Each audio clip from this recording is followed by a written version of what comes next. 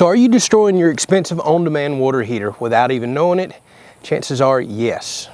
So welcome back everybody. In today's episode, we're going to talk about on-demand water heaters and specifically what you're not doing and what you should be doing. And that is yearly cleanings on these and flushing them out. And I'm going to show you how you can do this so you can save a lot of money, because this is something you really need to stay on top of, and it's routine maintenance.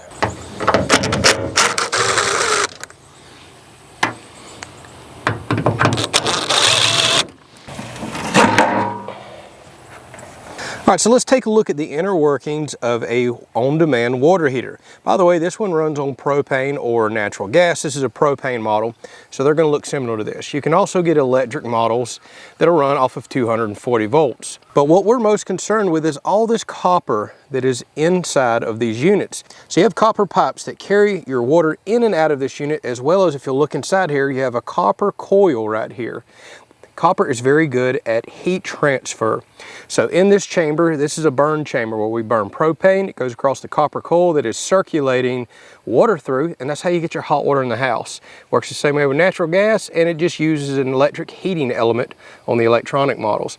But this copper is very susceptible to damage and to problems, and that's what we're going to take care of today.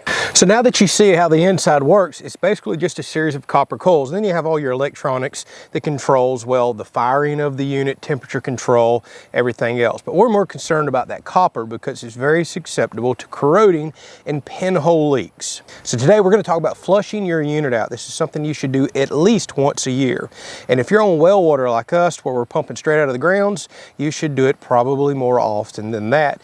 And here's the reason why. We have non-filtered water out here coming straight out of the ground, and it's got calcium and lime deposits and all kinds of other minerals that specifically love to play it out on copper, and for sure in a hot environment like that burn chamber right there.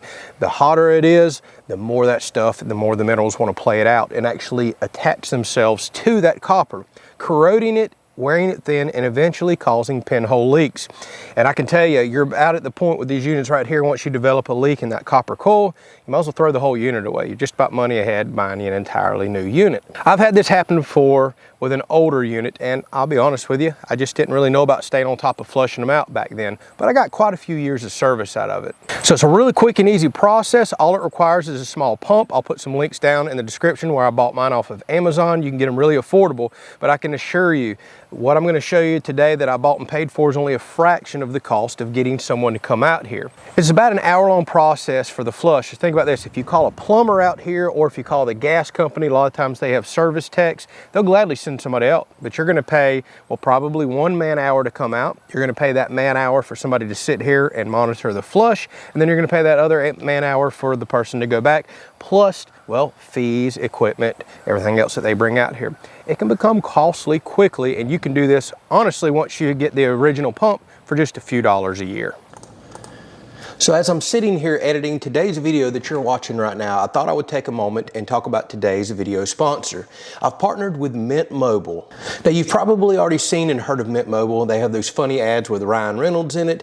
And if you're watching videos like we're producing today, DIY content and a lot of other content we produce on the channel, it's all about saving money.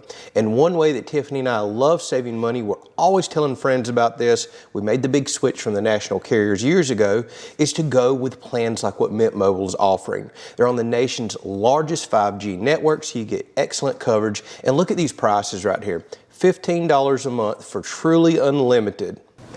So all new customers can sign up for any one of their plans, including the unlimited one, for $15 a month. That's unlimited talk and text, nationwide coverage, 40 gigs of 5G, and then 4G LTE data after that. And as you can see, they have other plans as well. So now is no better time than to drop that big carrier and that big bill and switch over to Mint Mobile. So how they're selling for such a good price is they're cutting out the middleman. They're selling direct to you, the customer, and why should you pay more and go with the big carriers whenever you can get get what you just seen for $15 a month. They also offer family plans, and switching is nice and easy, especially with eSIMs. And if your phone is not eSIM compatible, you can also order a direct SIM card as well to do your swap out and changeover. It's a quick and easy 15-minute or less process. So again, this is a limited time offer, so make sure you use my link that's right down here in the screen. I'll also have a clickable link down in the description to make this nice and easy for you. This is typically a $30 a month plan. Right now, using our exclusive link, you can get everything I just showed you for $15 a month. There's no reason not to make the switch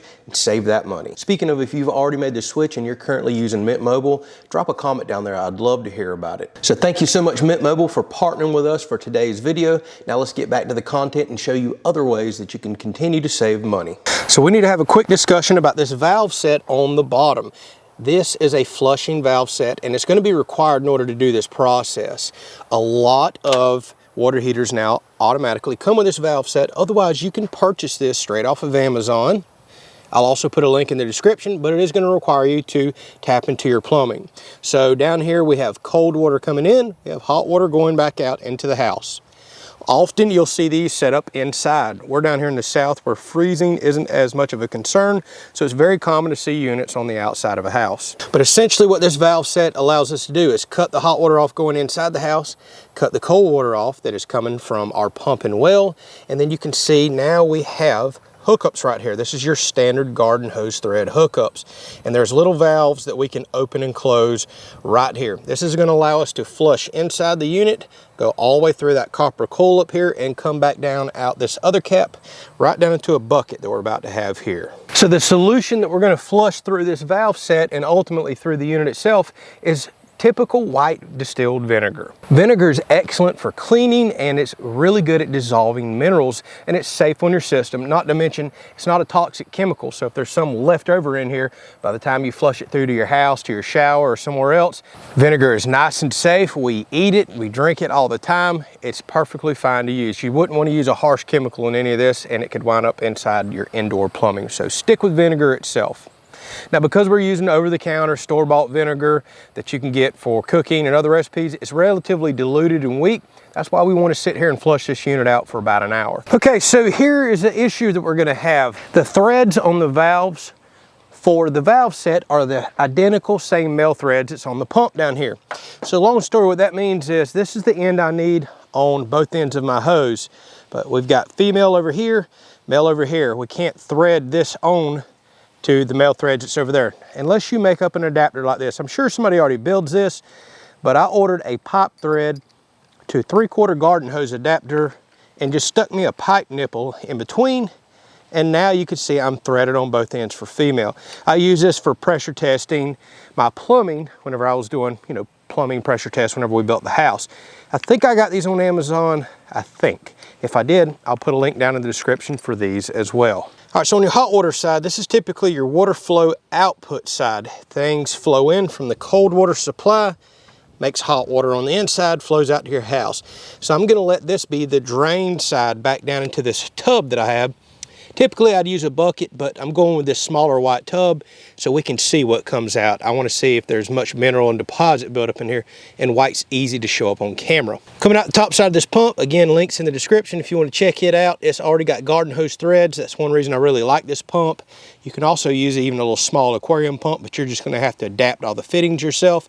This is going to pump the vinegar out of this tub back into the cold water supply side. And again, both these valves are cut off coming from the well and going to the house.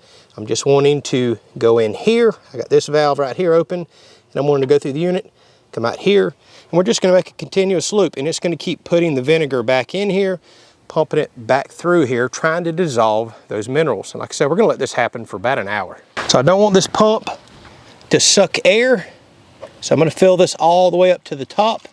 Got to keep in mind it has to fill up the hoses, and it has to fill up the coil inside that unit. There's a lot of airspace in there right now since we just drained the water out of the water heater. I should also mention you want to kill power to your unit at this time. We don't want flow to go through it and try to start heating all of this up. All right, I just kicked the pump on, and my goodness, I already seen some odd coloration come out of this. So we get a lot of clay silt in our water here. It's the only thing that we have going on with it, and typically these filters do a good job of removing it. That's probably what I'm seeing right here, but you see how discolored this water already is after flushing through that unit? That's important. And in the bottom a little later on, we'll probably start seeing some of that scale and mineral deposits. But here is the flow coming out of the unit. We're just going to continue to recirculate this vinegar for an hour. So I'm going to go ahead and set my stopwatch, and I'll see you all back. All right, so hopefully you can hear me over the AC going here, but take a look at what this vinegar looks like after an hour of circulating. So you can see it's cleared up and it has that odd discoloration to it. That is not uncommon at all after running through copper with vinegar. And I don't know if the camera will focus, but look at all the stuff floating on top. And I see minerals all down in the bottom. That's what we've dissolved and busted out of there. Maybe it'll focus on all that. There's quite a bit of minerals on the very bottom side over there. So let's pull the equipment off, flush it out so we can put it up for storage. We want to get the vinegar out of it. All right, so if you can see what I'm doing now, I still have not opened the hot water side back to the house, but I am opening the cool water coming from the pump now. And that's running fresh water up through the unit and flushing it out this valve to where I was just doing my recirculation. This will allow me to flush and clean the unit out without sending any particulate or the last little bit of residual vinegar into the house itself. I'll pretty much just flush this for a minute or two until I don't smell any remaining vinegar. All right, so let's take a look down in here. Again, the green color is coming from some copper that actually, well, gets dissolved, some small copper corrosion in this process, perfectly normal. Look down in there. Now, I'll go ahead and admit some of that probably came out of my very old hoses right here, although I did flush them before I started this process, but that vinegar probably knocked some stuff loose. If you look way down in there, all the very fine particulate, that is minerals that were dissolved and washed out. Some of those chunks probably came out of there as well. But keep in mind, a lot of it's dissolved and suspended in this solution right now as well. But we definitely see some results of the flushing here.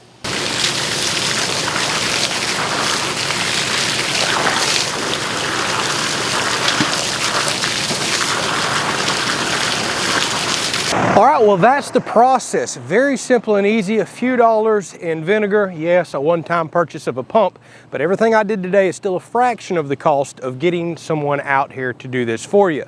Do this once a year, twice a year if you have heavy minerals in your water.